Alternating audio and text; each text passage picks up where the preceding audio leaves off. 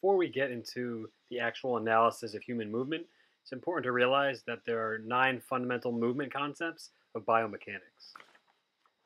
The first of the 9 is the force motion principle.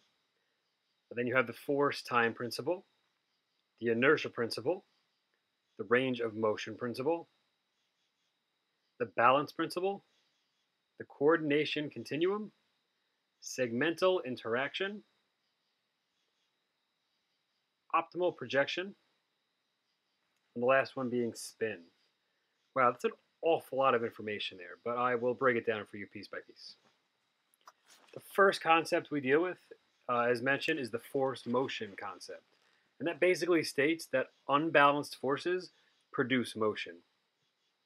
So without an unbalanced force, you won't have any motion. So take, for example, someone who's squatting down and they're preparing to jump up. They have the force of weight acting down on them, and they also have the force of the floor pushing up. Because they're completely balanced and there's no movement occurring, that must mean that the weight of the person matches the weight of the floor, and there's therefore no motion. If we take a look at a second example where that person extends their legs and begins to attempt to jump off the ground, at that point, the force from the floor must be greater than the force of the weight of the person, and therefore there is motion occurring. The second principle is known as the force time principle, and it basically states that both force and the time over which that force is applied affects the motion. So it's not very simply the amount of force, it's also the amount of time that that force is applied. So take, for example, this baseball, and pretend you were about to try and catch it with your hand. I'm pretty sure that's a hand in case you couldn't quite see that. But if you took that baseball and you immediately tried to catch it with your bare hand and stopped as quickly as possible, well, that would probably hurt. And that's a result of the fact that you're experiencing a large force over a small amount of time. You're stopping that ball very, very quickly, but as a result, you're experiencing an extremely large force. If instead you kind of absorbed the shock of the ball as it came in, and you kind of moved your hand backwards and act like the shock absorber and increased the amount of time that you experienced that force, you wouldn't feel as large of a force, probably wouldn't hurt as much, and therefore that is a result of a small force acting over a large amount of time. So it's important to realize that a large force over a short amount of time is equal to a small force over a large amount of time. So depending on whether you want to minimize the time or minimize the force, you have 2 cases you can take a look at. The next concept is inertia, which basically states that the property of all objects to resist changes in motion is known as that object's inertia. Take, for example, you're running down the hall, you're running somewhere as quickly as possible. If you immediately tried to stop yourself on a dime, you would wind up face down on the floor. And that's because a person's inertia, it's the mass of their body which resists the changes in motion. If you're initially moving and you try and stop, your body will continue to try and attempt moving. You have to overcome your body's own inertia before you can come to a complete stop. The next concept is the range of motion, which basically states, range of motion is essentially the overall motion used in a movement. If we take, for example, a baseball pitcher, we can take a look at his center of mass, or her center of mass, and then after they take their stride and pitch, well, their center of mass has moved. Okay, the momentum of their body due to that center of mass shift is transferred into the ball. You therefore generate speed on the ball in conjunction with whatever motion your arm is moving. If, however, they're able to increase their stride and increase that range of motion of their center of mass, they're therefore able to impart more energy to the ball, more speed, and get optimal performance. Range of motion also applies to the actual throwing mechanics, kicking mechanics. In some cases, you want maximum range of motion, and in some cases, you want minimal range of motion. You'll find that most of these concepts are based on the specific goal which you're trying to achieve with the movement you're analyzing. This brings us to our next concept, which would be balance. You're probably familiar with balance. To define it, it's essentially a person's ability to control the body position relative to some base of support. We will analyze this in class much more in depth. But one of the important things to realize about balance is that stability and mobility are inversely related. Stability, obviously you have a very stable base. You have a lot of support underneath you, but you sacrifice mobility. On the other hand, if you have high mobility, if you're running very quickly, your balance is not going to be necessarily as great as if you were standing still.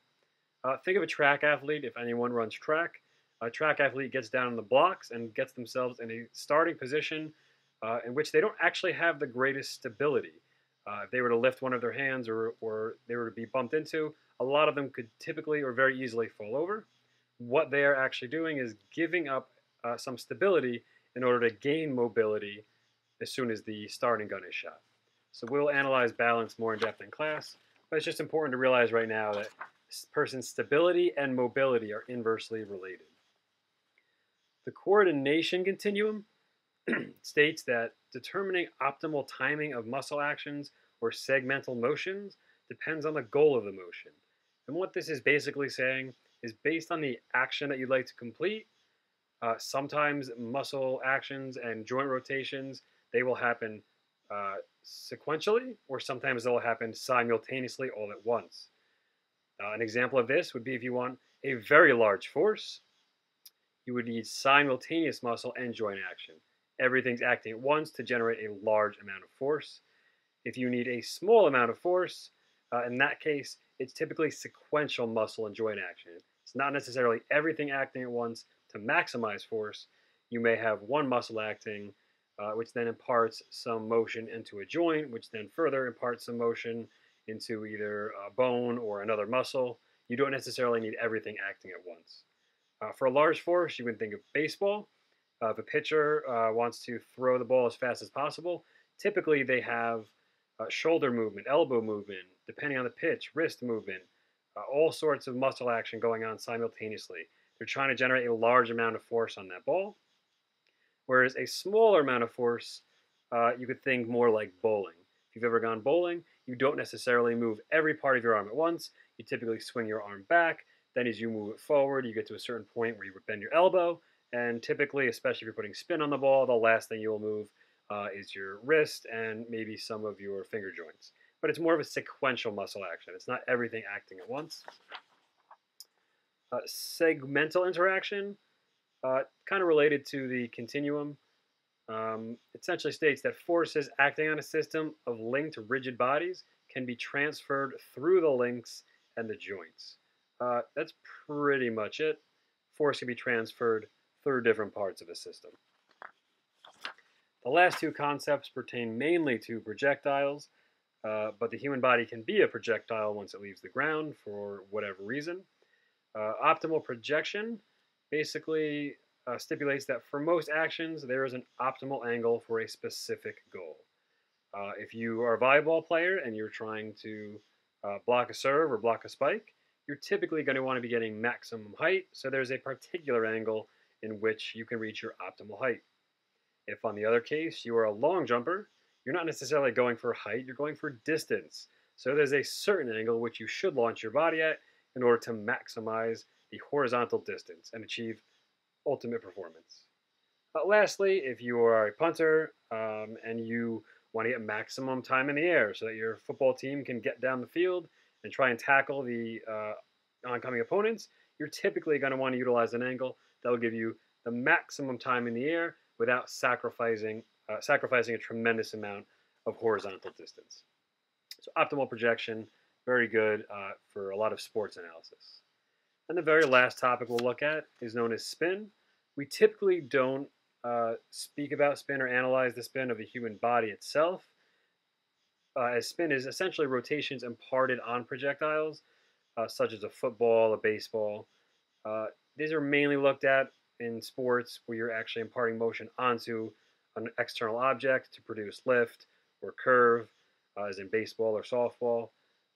So we'll discuss some of this when we analyze sports performance, but we typically don't really talk about spinning human beings.